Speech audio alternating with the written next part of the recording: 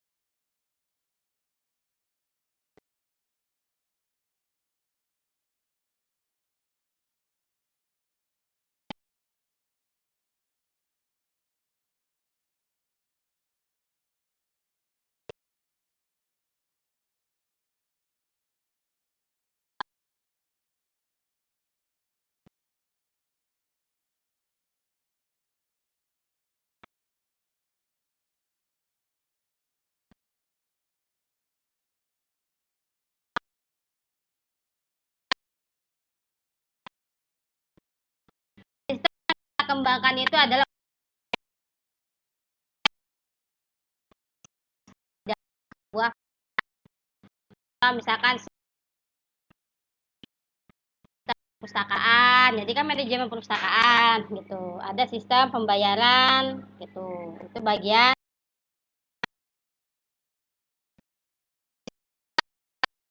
investasi modal yang besar. Jadi kita ingin membuat sebuah sistem. Nggak ada yang gratis ya. Semua itu pasti butuh modal.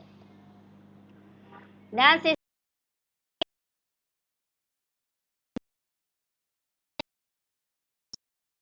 yang menjalankan mungkin masih baru, udah kamu kerjakan ini pakai aplikasi ini, dia ngisi asal-asalan. Jadi benar-benar harus di training dulu dan tahu bagaimana sistemnya. Lalu tahapan kerja dan tugas-tugasnya harus dilakukan sesuai proses dari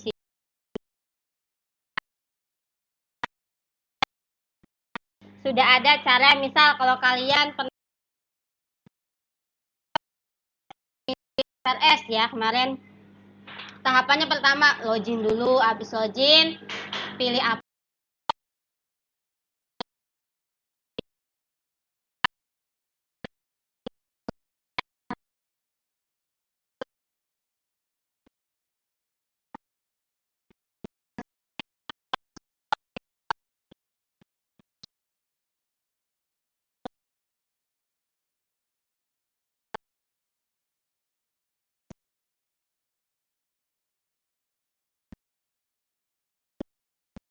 ya harus tahu step dari sistem itu sendiri.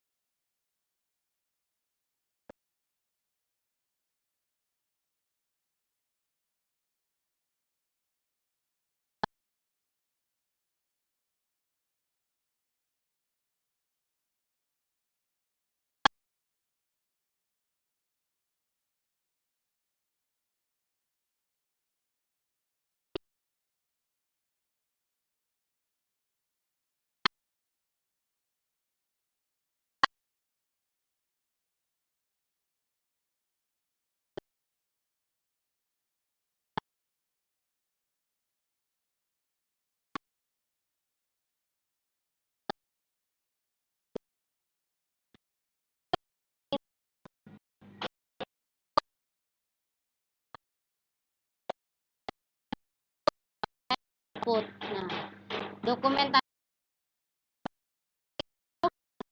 apa? Kalau kita nggak ada dokumentasinya, atau mungkin pada saat kita nanti nggak ada berkas,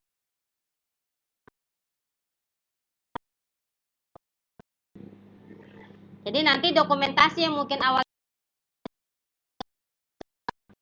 tahu gitu tahapan step by stepnya. Oh, setelah ini berarti kita harus mengerjakan ini. Jadi ada gitu pedoman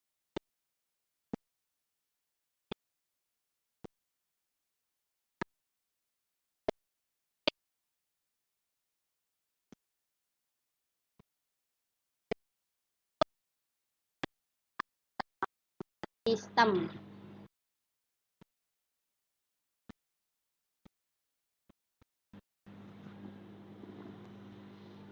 Lalu satu yang akan membuat sistem, bentar ya.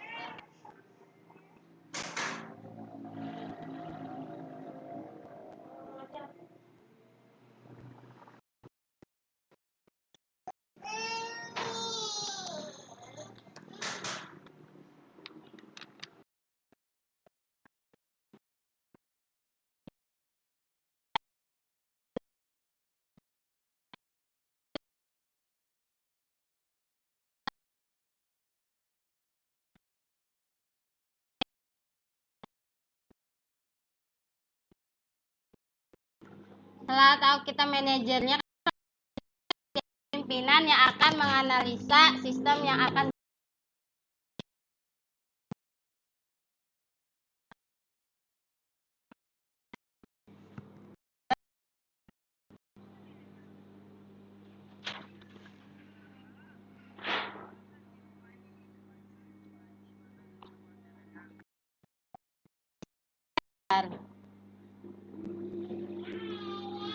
jam berapa sih itu ke rumah sana ya.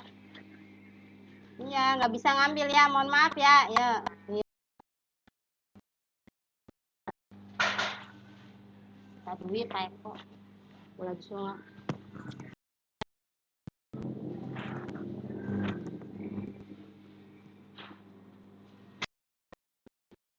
ya. Selanjutnya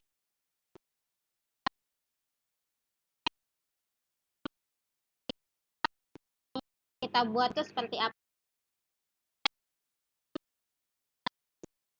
sedang berjalan di dalam tempat dia gitu. Lalu ada ketuanya nih.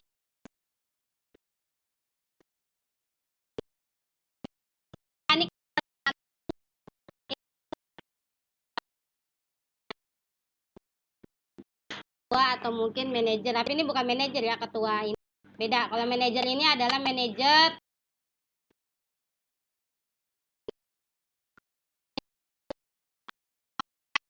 sistemnya.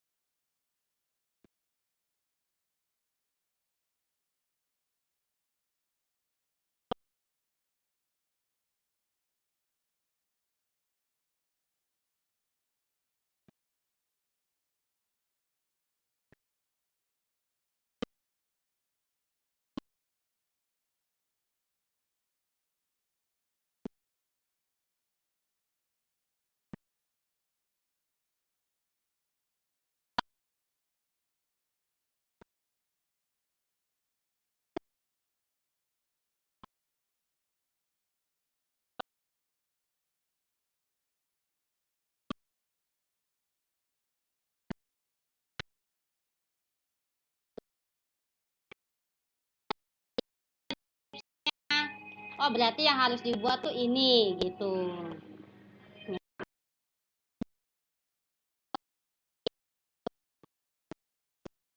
Dikerjakan.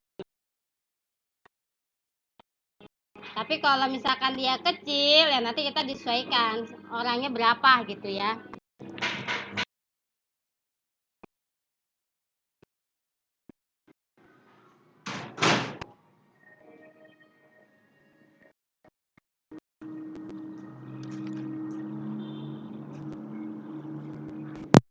Kalau misalkan memang hanya perusahaan kecil,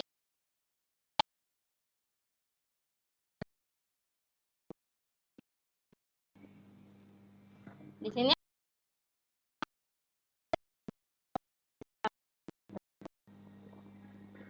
yang pertama pasti konsisten ya, karena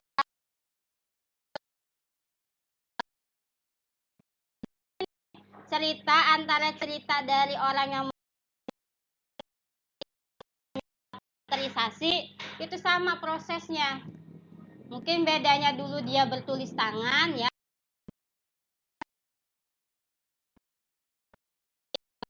database misalkan seperti itu ya.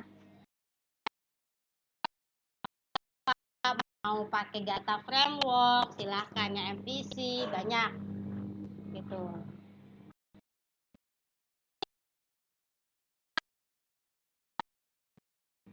Proyek mana saja yang mau kita buat, metodenya yang mana yang cocok untuk proyek yang seperti ini, berarti metodenya ini dipakai gitu.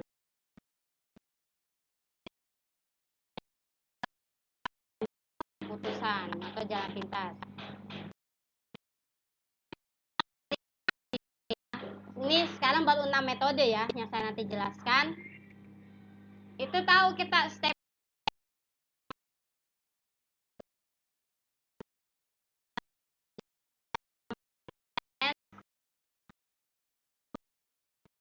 kita lihat nih, kalau misalkan ada kesalahan di tengah-tengah tahapan metode itu, kita di stop dulu, kita selesaikan.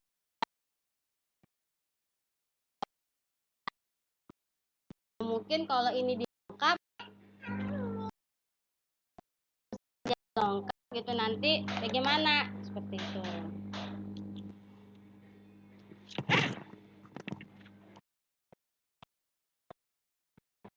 Lanjut, setelah itu yang keempat, alasan kenapa kita harus ada metode. Dituntunnya ada dokumentasi yang konsisten yang bermanfaat bagi user atau yang menggunakan sistem itu.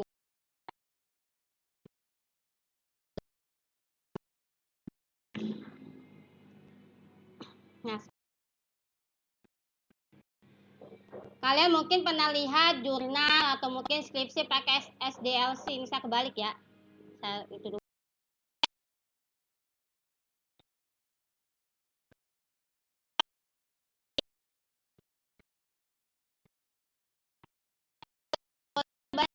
Jadi kadang saya pernah lihat skripsi menggunakan metode SDLC. SDLC-nya apa metode yang digunakan? Seperti nanti kalian belajar kayak sistem pengambilan keputusan. Fuzzy itu banyak metodenya seperti itu. Fuzzy apa yang kamu gunakan? Jadi langsung ke poinnya. Ini memang banyak sekali digunakan ya, karena dia apa? Dia itu metode manual ya. Kita ubah ke dalam sistem komputerisasi gitu.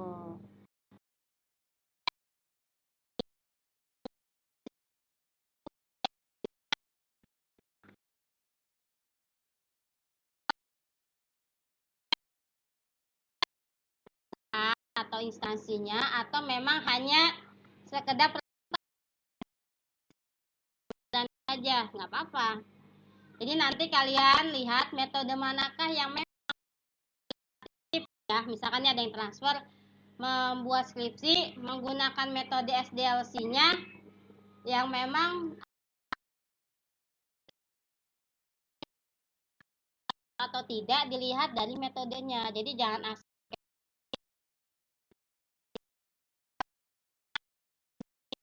ya metode-metodenya. Karena apa? Kita gunakan apa gitu ya. Lalu rancang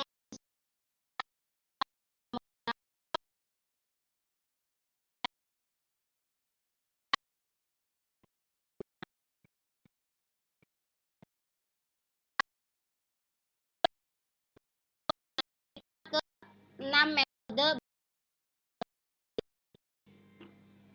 ya. Yang pertama, lakukan survei dulu ya. Bagaimanakah kita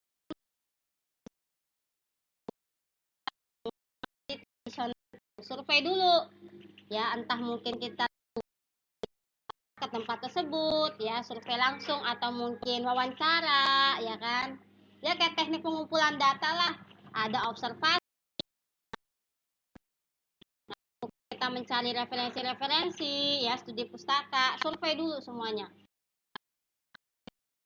Bisa jadi setelah kita survei, baru kita pelajari analisa sistem yang mau kita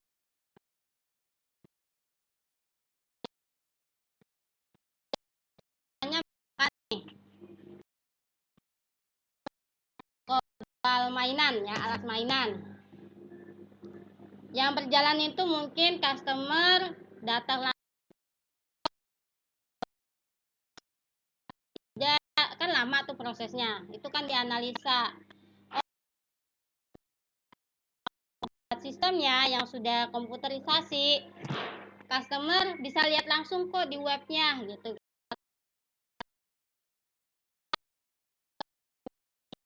Gitu. Walaupun kita belum ada penjualan, hanya sekilas informasi di dalam dashboardnya stok dari mainan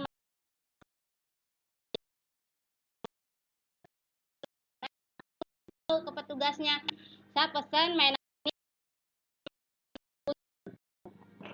jadi langsung disiapkan oleh si petugasnya.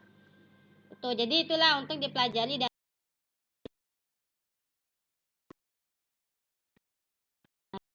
jadi menentukan permintaan pemakai ya,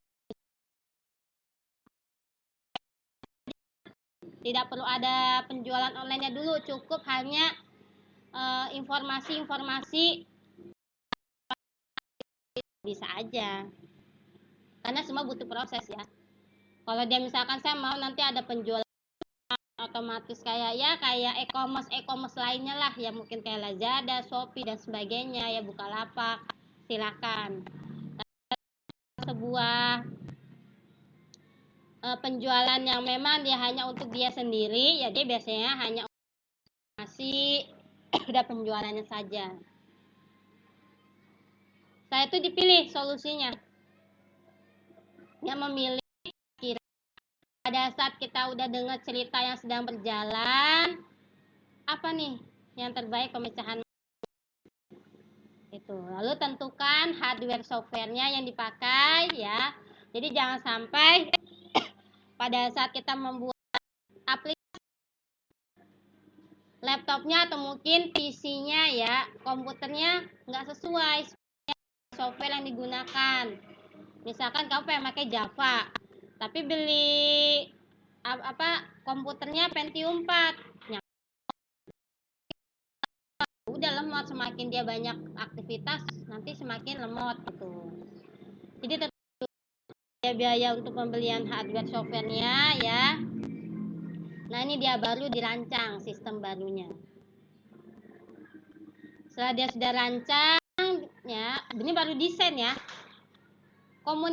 Dikomunikasikan lagi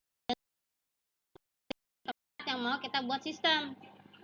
Sesuai nggak nih rancangannya, tampilannya gitu. Kadang kita kan kalau yang mungkin penjualan tadi Alfa, Indomaret gitu ya, atau mungkin Naga Swalaya, beda-beda rancangan sistem penjualannya ya, tergantung. Jadi nanti si user itu nyaman nggak dengan tampilan. Kalau memang sudah, baru kita implementasikan ya. Kita buatlah itu programmer ya, karena sudah buat ya, si programmer implementasikan ya, kayak uji coba black box. Nah barulah maintenance-nya. Kira-kira nanti ini kan baru awal bikin nih, coba 3 bulan, bagaimana, apakah berjalan dengan baik atau tidak gitu, lemot nggak cara jalan. Nah ini kita harus pahami dulu tahapan-tahapan SDLC-nya. Ini kelebihan dari SDLC ya. Yang pertama pasti ya, mudah diaplikasikan ya, tergantung dari metode yang kita gunakan. Lalu memberikan template. Template ini adalah kayak rancangannya ya, analisisnya seperti apa, desain, maintenance gitu. Dan kekurangannya pasti ini ya, kali proyeknya itu real ya, nyata. Kenapa? Bisa saja dia tadi saya bilang ya, banyak metode ini tuh kadang bukan SDLC ya, mungkin salah satu yang kita hanya buat aja gitu, nggak mau nanti diimplementasikan. Yang namanya skripsi nanti pasti kalian rata-rata diimplementasikan di tempat tersebut jarang ya, kecuali dia memang tersebut dia pakai, silahkan, tapi ingat ada harga jual ya, jangan asal dipakai aja, rugi kalian gitu. Sedangkan kalau seorang yang menjual aplikasi, yaitu paling murah mungkin 5 juta besar dari aplikasinya. Jadi kalian yang jago-jago buat sistemnya gitu. Kalau perlu dihaki hak cipta silahkan.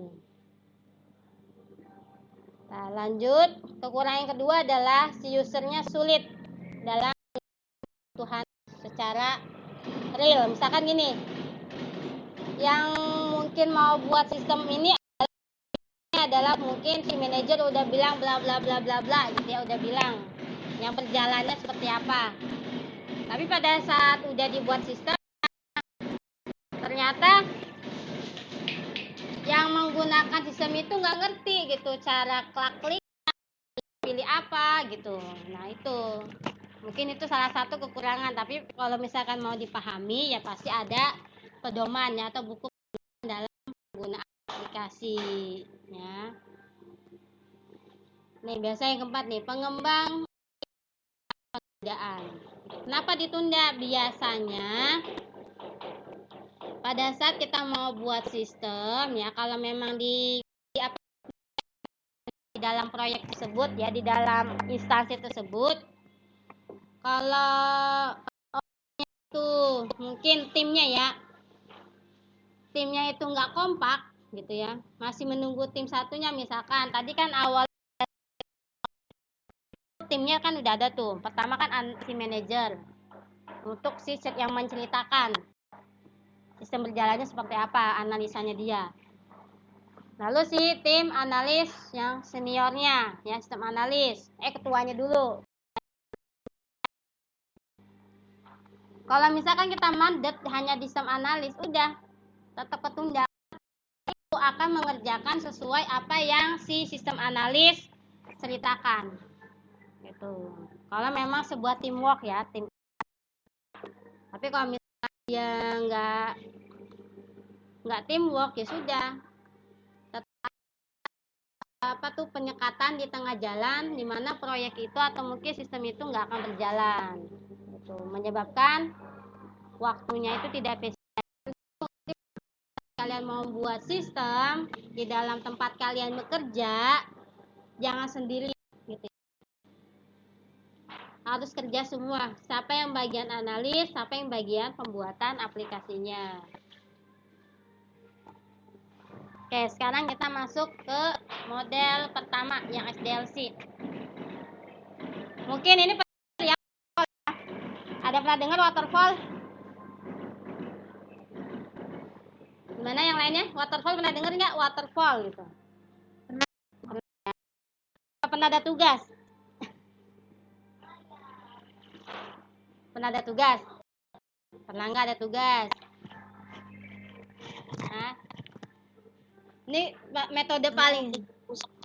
Oh belum. Ya biasanya ini banyak banget waterfall. Ya. Kadang kata saya metode lain emang kenapa gitu. Pas ditanya tahapan-tahapannya kagak ngerti gitu kan. Jadi hati-hati pada saat kita sudah memilih model SDLC, mau kita pakai ini nomor 1 baru waterfall ya. Dibilang model air terjun gitu ya. Itu stepnya dari analisis, lalu dia desain, rancangkan, lalu dia coding ya, dibuat aplikasinya, lalu kita uji, kita dijalankan aplikasinya, ini pengujian gitu ya. Setelah udah nggak ada yang debug gitu ya, udah kita implementasikan. Nah ini biasa kan ini nih tahapan waterfall biasanya dulu nih kan, dianalisa dulu nih permintaan dari si yang punya sistem, kita desain ya, implementasikan, integrasikan di testing, buat verifikasi internetnya. Kalau ini nggak sesuai, balik ke verifikasi. Itulah waterfall. Apa?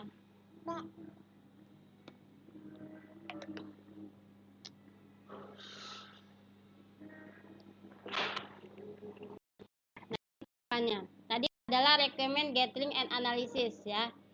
Di sini tahapan pertama adalah secara lengkap ya, apa saja yang dibutuhkan oleh user.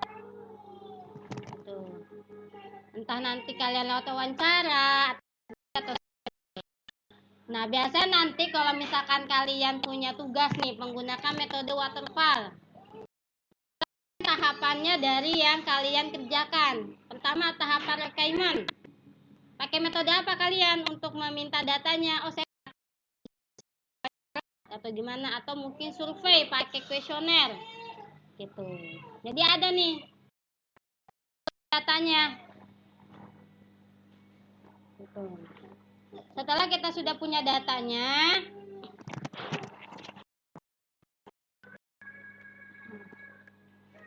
ya kita udah kumpulkan data-datanya, baru kita desain. Desain di sini seperti apa? Maka kalian pada saat kalau udah paham sebuah metode gitu. Oh, desainnya saya di sini menggunakan flowchart untuk menjelaskan rancangannya dulu. Misalkan alurnya, pertama kita login, habis login mungkin nanti kita kemana gitu ya. Nanti habis ini kemana lagi? Nanti habis ini tanda ya, main map atau menggunakan IRD ya. Ini IRD Ya, kita buat dulu semua desainnya yang terlibat, siapa saja entitasnya, lalu dia kesimpan table apa, itu nanti dibuat codingannya nih sebelum. Setelah kita misalkan desainnya, kita implementasikan ke dalam program aplikasinya gitu ya. Codingannya seperti apa itu bagian programmer yang tahu. Dia mau pakai web, PHP, atau dia mau menggunakan Java, menggunakan MVC ya, atau data framework gitu, banyak ya. Terserah implementasinya. Jadi udah dia cerita rancang-rancang, setelah itu diimplementasikan baru dan testing. Nah, di sini adalah si yang membuat sistem ini gabungkan semua nih modul-modulnya.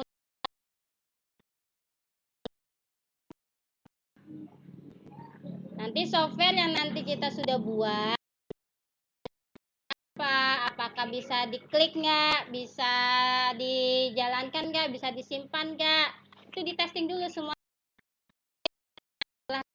Box gitu ya, ada white box, ada black box, itu nanti ada materinya.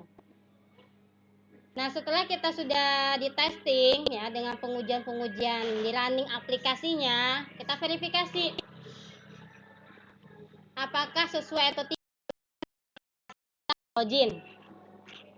Di situ keterangannya adalah username dan password.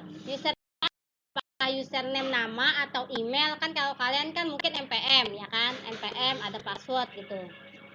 Nah, pada saat kita verifikasi yang si ya, si klien atau usernya nguji nih,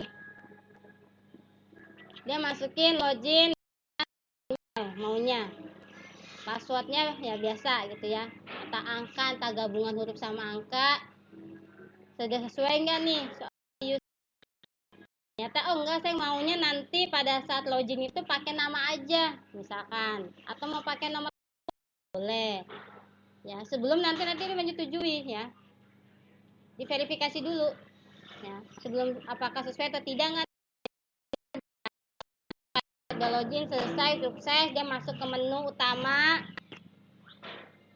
Ingat, misalnya banyak user yang menggunakan, dipilah ya, jangan sampai semua dijadikan admin, hati-hati karena beda di dalam sebuah penjualan atau mungkin ya penjualan kan akademik lah, tampilan login sama tampilan saya login itu menunya berbeda. Mungkin di kalian ada kehadiran, ada jadwal kuliah, FRS ya, ada mungkin kalian cuti dan sebagainya. Lalu kalau di saya bagaimana? Pada saat kita dosen login, input kehadiran sama ya, tapi saya nanti kehadiran cek juga mata apa tuh teorinya tentang apa aja,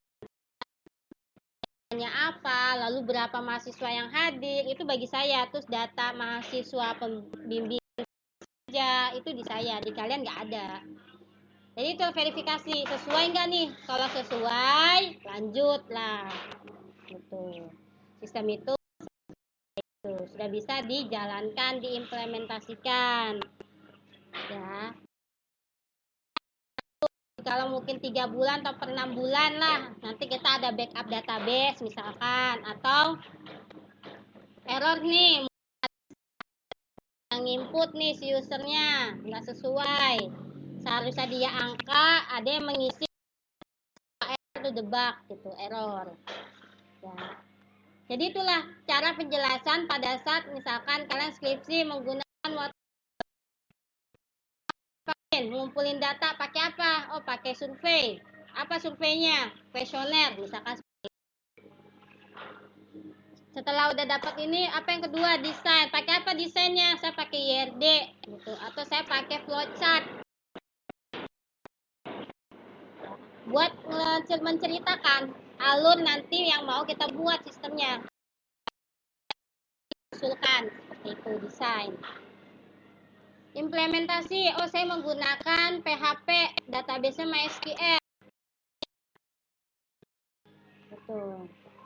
Lalu yang integrasi testingnya, oh saya menggunakan black box Black box itu kan nanti bentuknya tabel tuh. Pertama login. User memasukkan username dengan data email, misalkan password. Sila bagaimana bisa login gitu, tidak ada error. Itu adalah testing kalimat untuk membuat black box. Lalu verifikasi. Verifikasi ini biasanya kalau kita ditanyakan user atau yang mau menggunakan sistem. Ini biasanya di testingnya itu. Ya, testing, masukin data, verifikasinya sukses atau error atau sesuai yang diinginkan itu verifikasi. Operasinya bagaimana? Ya udah hasil aplikasinya yang sudah dijalankan seperti apa di SS, di screenshot. Gitu. Ya. Ini kelebihan waterfall itu berurut sehingga dia pembuat terjadwal. Nah, kenapa kok skripsi pakai waterfall? Ya inilah tanda jawab itu jawabannya, nggak usah bla bla bla bla. Ya. Dan dia tuh nggak saling tumpang tindih. Karena apa? Nih, kalau kita lihat tadi ini tahapannya, kita nggak bisa ke verifikasi gitu kan kalau implementasinya belum selesai. Jadi tuh dia step by step. Kalau dia misalkan di bagian implementasi error, balik lagi ke desainnya. Jangan-jangan desainnya salah nih. Itulah waterfall enaknya ya, tidak ada tumpang tindih. Jadi kalau misalkan ada yang menggunakan sama aja bohong gitu. Kalau karena apa ya, itu dia bilang step by step. Jadi dia selesaikan dulu tahapan ini selesai atau tidak. Kalau nggak selesai dia nggak akan lanjut. Tahapan ini selesai dia lanjut ke tahapan berikutnya. Oke. Ya. Dan biasanya ini kurang cocok kalau yang proyeknya besar. Jangan pakai waterfall. Lebih cenderung kayak penjualan, pemesanan ya, hanya untuk nggak terlalu besar lah itu waterfall ya. Oke, lanjut yang metode kedua dan biasanya yang juga sering orang pakai. Nah, kalau tadi waterfall itu implementasikan ya, tapi kalau prototype ini tidak perlu diimplementasikan, nggak apa-apa. Seperti itu. Maksudnya bagaimana? Biasanya prototype itu kan kita akan gambar ya, buat desainnya dulu lah ya. Ya, lihat nih di sini, memiliki gambaran awal tentang software yang akan dikembangkan. Ya. Jadi metode ini adalah mengembangkan.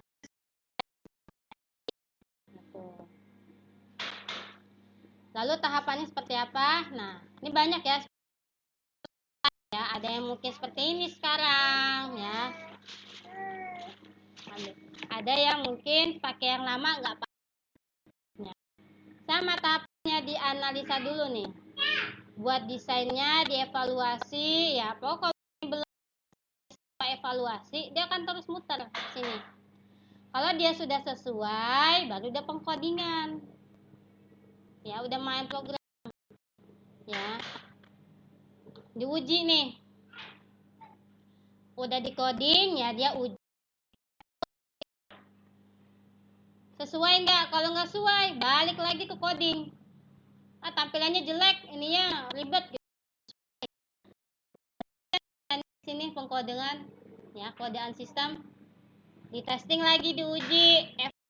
Kalau sesuai baru diimplementasikan. Itu tahapan prototype ya. Berbeda dengan tadi waterfall. Kalau prototype sesuai rancangan, dia nggak akan lanjut ke pengkodingan gitu.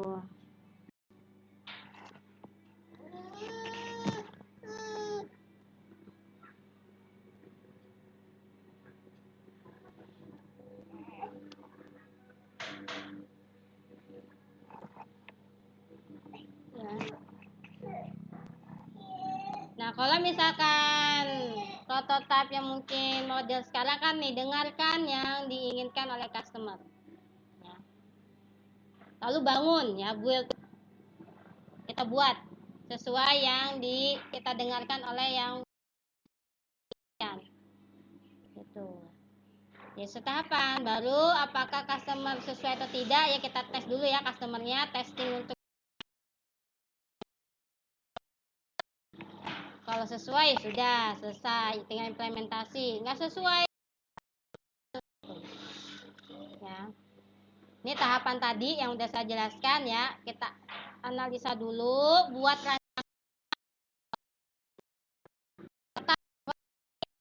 desain dulu ya bentuk. Kalau kalian lihat skripsi sebelum ke hasil SS apa ya, saya lupa, interface, hasil interface-nya dulu ya. Ini pakai combo box, ini buat submit ya. Ini menu utamanya apa di samping kiri, apa drop down ya, atau mungkin menyamping. Jadi muter terus pengkodean atau ke bahasa pemrograman yang mau atau mungkin PHP atau mungkin MVC ya, model view controller, atau pakai data framework. Silahkan si prototipe yang sudah disetujui. Kalau prototipenya belum setujui, ini pengkodean nggak bakal jalan ya. Kalau udah selesai diuji ya, sesuai nggak, sesuai permintaan nggak, kalau si perusahaan. Nah, ini kelebihannya ya, sama baca ya. Kalau prototipe itu waktunya lebih singkat dibandingkan tadi waterfall. Kalau waterfall memang kalau tahapan berikutnya. Tapi kalau prototipe, tahapan dia mandatnya adalah pada saat dia, kalau desainnya dia belum sesuai, dia nggak akan lanjut ke pengkodingan. Apa tuh kode programnya? Gitu. Maka dia penerapan fiturnya itu yang paling utama. Gitu. Kalau tadi water sesuai mungkin di akhir pada saat testing, si usernya udah testing ya tampilannya kurang cerah warnanya, balik lagi ke awal gitu. Tapi kalau prototipe selama dia sudah sesuai yang tadi 3 tahapan di awal ya, kesininya dia akan lanjut gitu. Nah, kalau kekurangannya memang kurang fleksibel jika terjadi perubahan tuh. Lanjut atau ada yang mau bertanya? Lanjut. Bagaimana nih? Punya bayangan nggak? Lanjut ya. Jadi kalian tuh kalau lihat skripsi jangan waterfall mulu ya, metodenya banyak. Ketiga, agil. Terus kalau misalkan kalian nemu ada SDLC, dilihat SDLC-nya dia pakai apa? Prototype, RAD, ya agil dan seterusnya, itu adalah model SDLC semua gitu. Ya. Nah, agil ini biasanya dibilang paling fleksibel gitu, tapi jarang ada yang pakai gitu ya. Deskripsi agil jarang, agile ya. Saya kurang tahu mengapa gitu ya. Yang emang sih dilihat dari project ya. Karena tujuan agil di sini nih high value and working system. Jadi dia menghasilkan produk yang sangat baik dan nilai jualnya tinggi. Lalu pengembangannya selalu terupdate. Tuh. Terus biayanya juga nanti disesuaikan gitu dengan software yang dia pakai seperti itu. Itu kualitas juga ya. Bentar ya.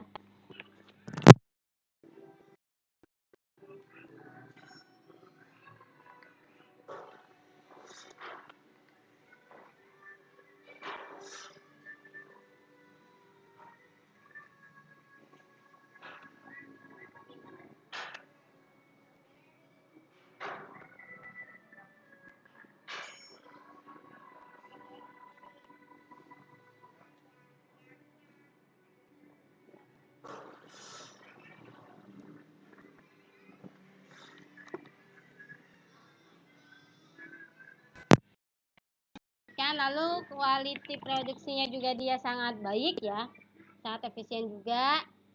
Lalu dia meminimalisir menjalankan aplikasinya gitu.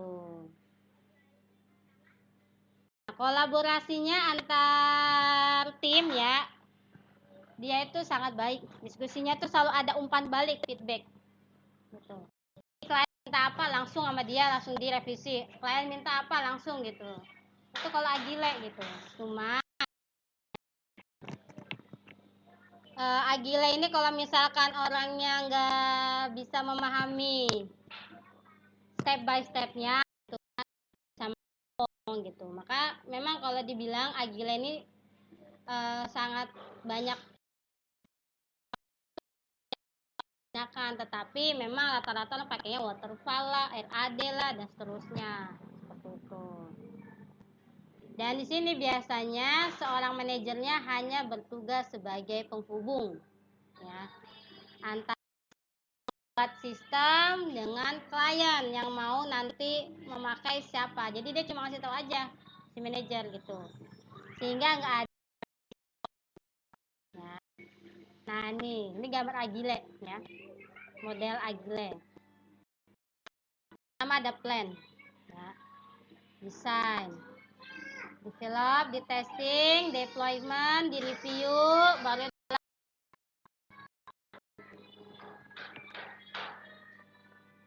gitu. Ada juga ya, ada permintaan, sesuai permintaan kita desain, development, kita testing ya.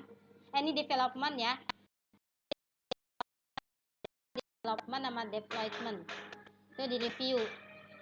Nah, atau ini bisa kayak maintenance-nya.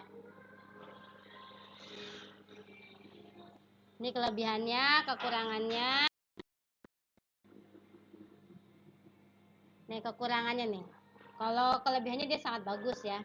Tapi kekurangannya sesuai dengan tim yang besar, apalagi lebih dari 20 orang. Ya. Dan tim ini harus siap sedia. Makanya maka tim IT itu kerjanya freelance kan, dibilang dia tuh nggak terjadwal. Dia tuh karena setiap nggak tengah malam aplikasi nggak bisa jalan, dia datang langsung atau mungkin remote gitu dari rumah, standby gitu ya. Jadi harus siap, kalau nggak siap ya nggak bisa Agile ini dijalankan gitu ya. Ini kurang cocok untuk tim yang berkomitmennya hanya menyelesaikan proyek bersama. Kenapa? Karena dia ini memang harus yang kecil, jangan pakai Agile gitu ya. Lanjut yang keempat, suka kita dengar juga kan kalau deskripsi ya, rapid application development. Nah biasanya metode ini sangat ya. Dia sama seperti kayak prototype ya, dia juga menggambarkan dulu, desainnya dulu gitu sebelum nanti dia mengimplementasikan. Nih permintaannya dulu ya, sesuai sistemnya, saya maunya ada ini, ada ini, ada ini, mau warnanya begini, terus nanti ada menu ini, pokoknya dibuat dulu nih, sama hampir mirip kayak tadi prototype ya. Setelah dia ya dia testing udah sesuai, baru dia construction gitu, baru nih ya. Tahapannya tadi tentukan dulu ya kebutuhan projectnya ya, dengan tadi model prototype RAD itu ya, desainnya dulu dibikin dulu, dia testing dulu sesuai nggak, apa tuh nggak ada error nggak gitu kan, bagaimana feedback dari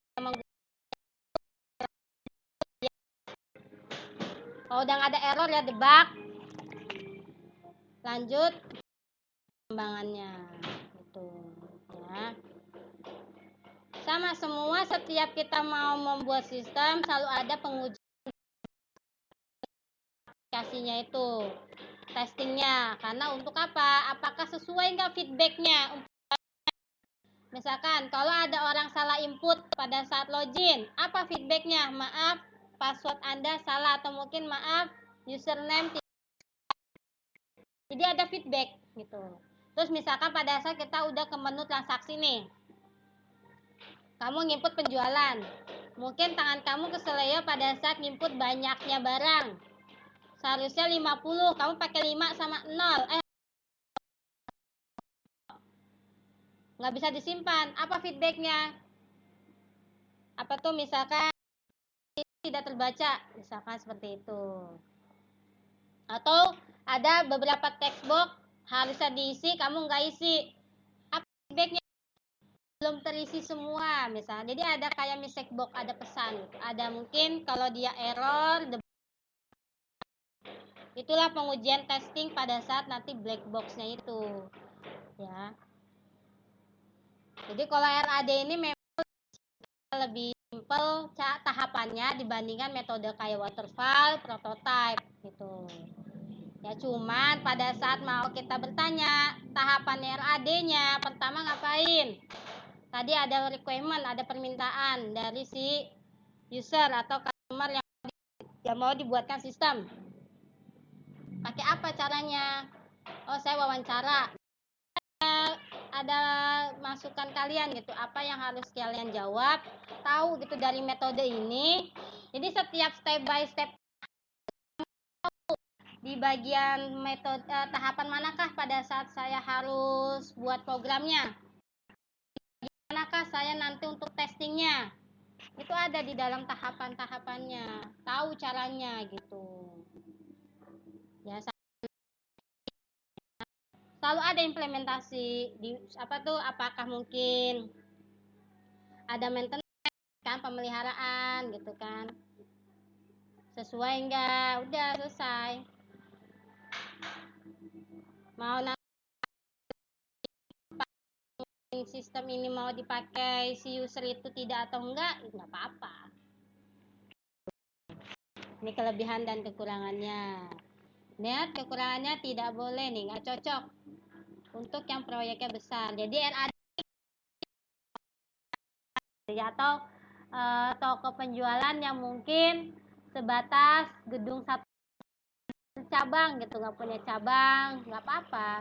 Atau organisasi boleh gitu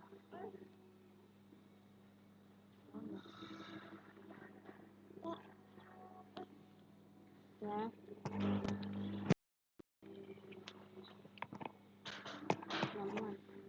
Nggak bisa. Oke, yang kelima spiral. Ini spiral.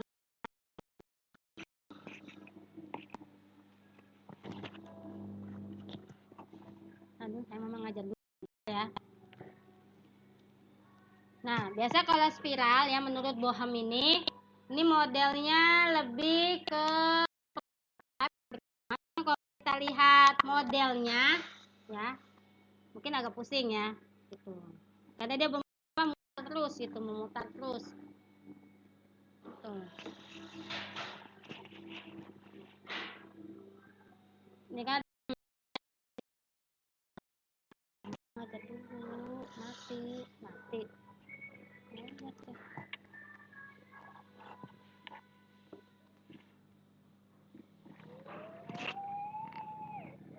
Ya.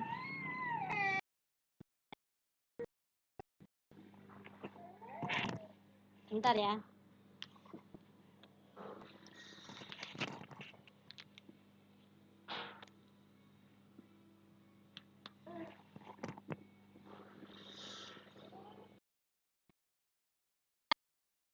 Dengarkan permintaan ini ya.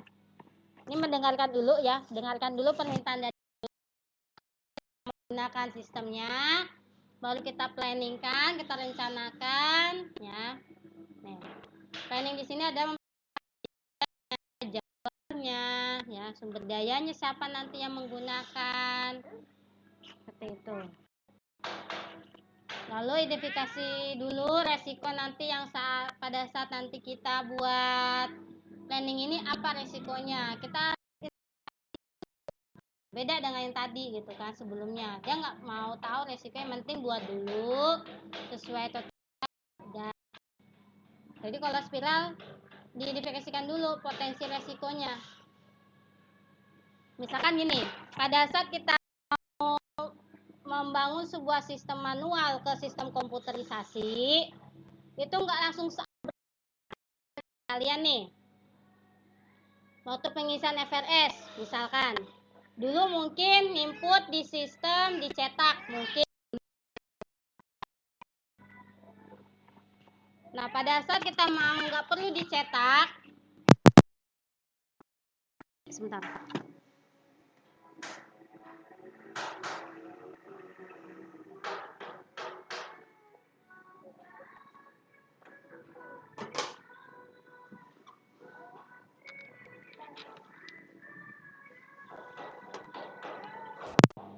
Walaupun ada juga nanti yang mungkin FRS-nya dicetak. Karena apa? Kadang pada saat kita migrasi dari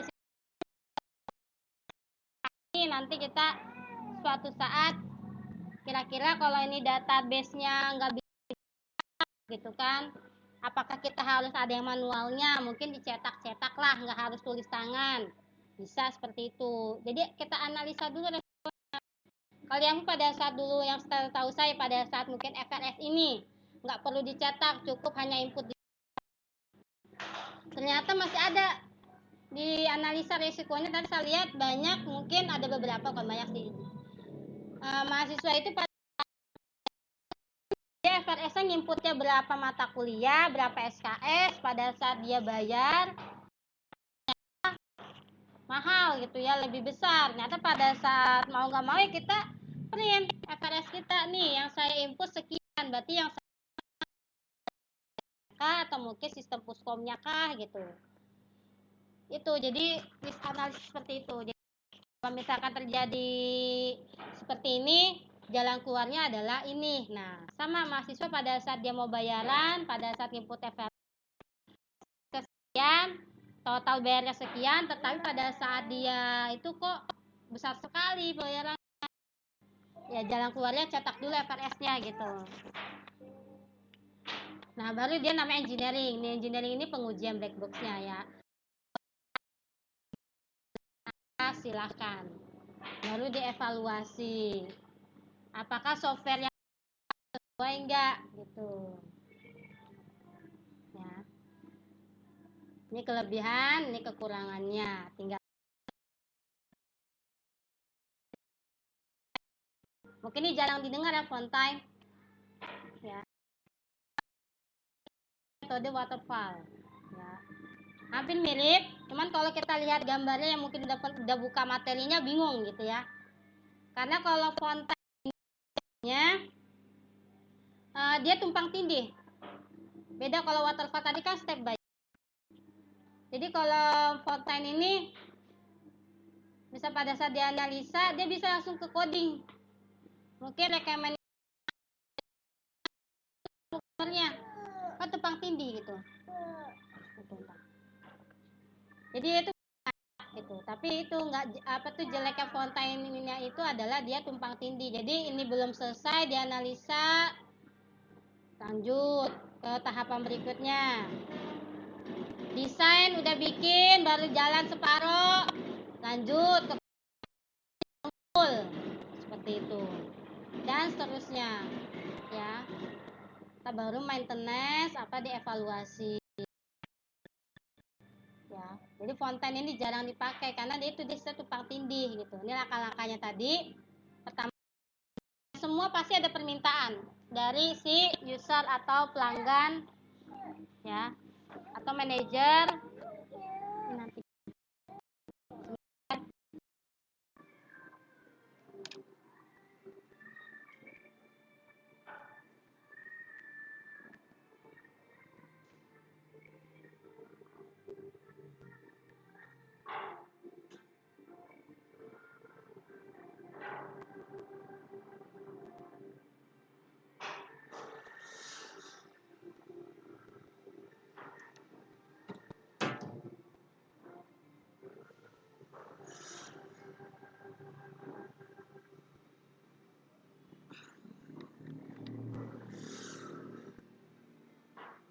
ya di sini programmer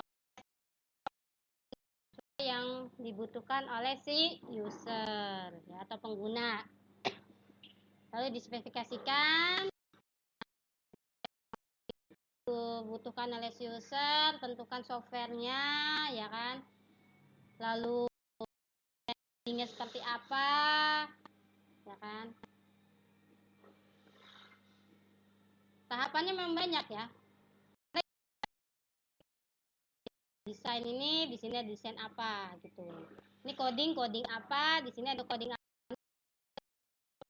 Bisa aja langsung ke testing ke sininya. Maka konten ini jarang ada yang menggunakan ya, karena mungkin secara alur ada logic, ada fisik. Mungkin kalian baru bikin logic, fisiknya enggak, lanjut ke kode. Tuh. Sedangkan kan ada kalau kita dulu bermain database, ada logic, ada fisik. Implementasi testing, unit ada testing, sistem. Beda-beda.